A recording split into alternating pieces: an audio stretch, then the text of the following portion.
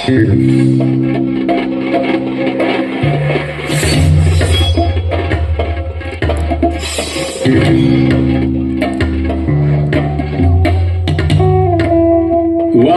अद्भुत। मौर्य साम्राज्य की हिलती नींव और गहरे धंसती चली गई। जैनी के इस संग्राम में अशोक को चोट आई। घायल अशोक के उपचार में वैद्य लगा दिए गए। इन्हीं में एक थी बौद्ध सन्यासिनी देवी।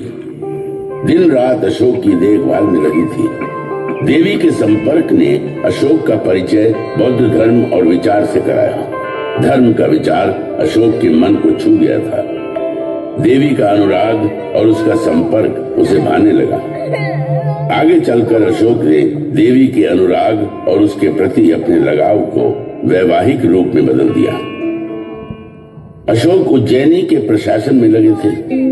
उधर पाटलिपुत्र में उनके पिता बिंदुसार बीमार मृत्युशैया पर पड़े संघर्ष कर रहे थे। पिता पुत्र दोनों संघर्षरत थे। दोनों ओर संघर्ष था जीवन का।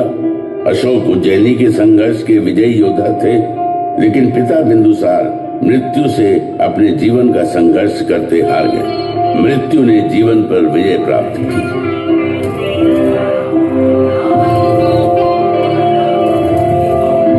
दोष ने मौर्य साम्राज्य को संकट में डाल दिया है। तक्षशिला की रियासतें आपस में शत्रुता पाली हुई है। रियासतों के सैन्य दल आपस में लड़ रहे हैं।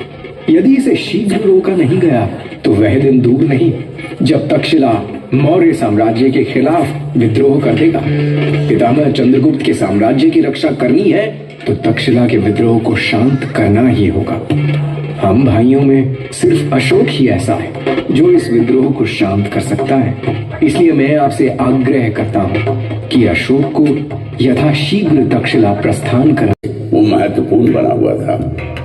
दूरदर्शी अशोक दक्षिण भारत पर अपनी बेहतर पकड़ बनाने के लिए कलिंग को अपने अधिकार में करने के महत्व को भली भांति समझ रहे थे।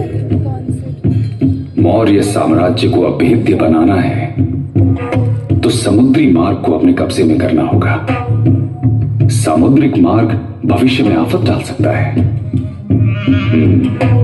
कलिंग, हाँ, कलिंग को कब्जे में करना होगा। कलिंग विजय भूमार्ग और जलमार्ग दोनों पर विजय लेकर आएगी। अशोक ने कलिंग के विरुद्ध युद्ध की घोषणा कर दी। अशोक के अश्वारोहियों और पैदल सैन्य बलों ने कलिंग को घेर लिया। जबरदस्त किलेबंदी की गई।